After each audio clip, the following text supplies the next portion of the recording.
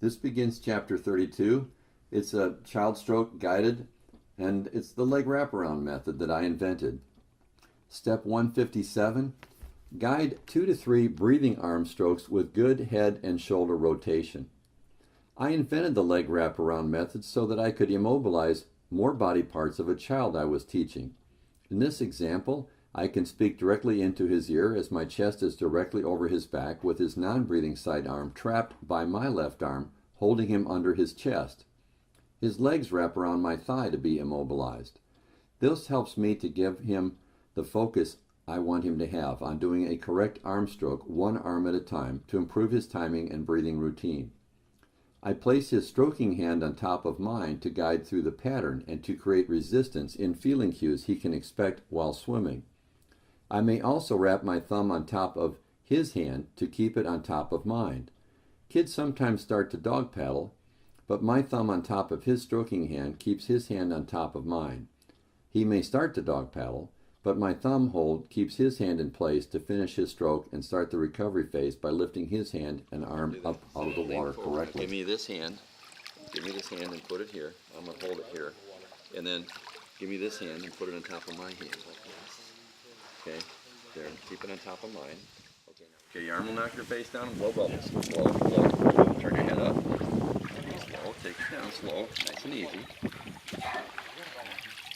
Nice. Okay, nice and easy. Wrap your legs around.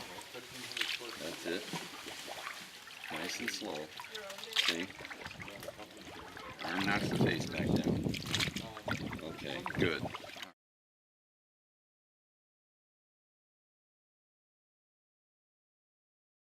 Step 158. I'm going to guide 2 to 3 breathing arm strokes with the head steady and good shoulder roll. Repeat the previous step, only change sides. He will wrap his legs around my other thigh so I can use my right arm to immobilize his breathing side arm.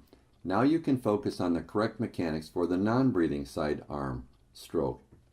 I like to have him place his hand on top of my hand to create resistance for kinesthetic feeling cues while guiding his hand through the pattern. I teach him to focus on seeing and feeling the water pressure as I resist his arm stroking through the water.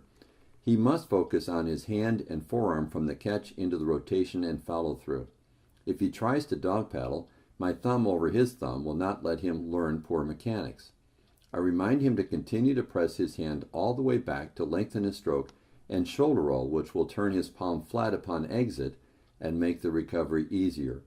If I see he is not rolling his shoulder up on the finish of the stroke, I will use the fingers on my cradle arm to lightly push up on his shoulders.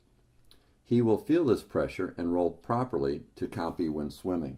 Okay, wrap your legs around me here. Remember how to do that? And then lean forward. Now give me this hand. Give me this hand and put it here. I'm going to hold it here. And then give me this hand and put it on top of my hand. Okay, there, keep it on top of mine. Okay, now we aren't going to breathe yet. We're just going to practice. Okay, now pull, push. Now roll that shoulder up, and then that's it. Again, look straight ahead. Do not turn your head, because this is the non-breathing side. So your head will always look straight ahead. Now let's lay it in. Let's lay it in, nice and easy. Our elbow up, like you're over a barrel. Remember that? See, over a barrel, and then come back. And then elbow up, lift it up, and then elbow like over a barrel. There you go, enter. See? And then, there. Now I want to show one more thing here. See if I can use his fingers here to pull your shoulder up a little bit more. See? There. Okay, let's change sides. Keep going. Put your leg around this one.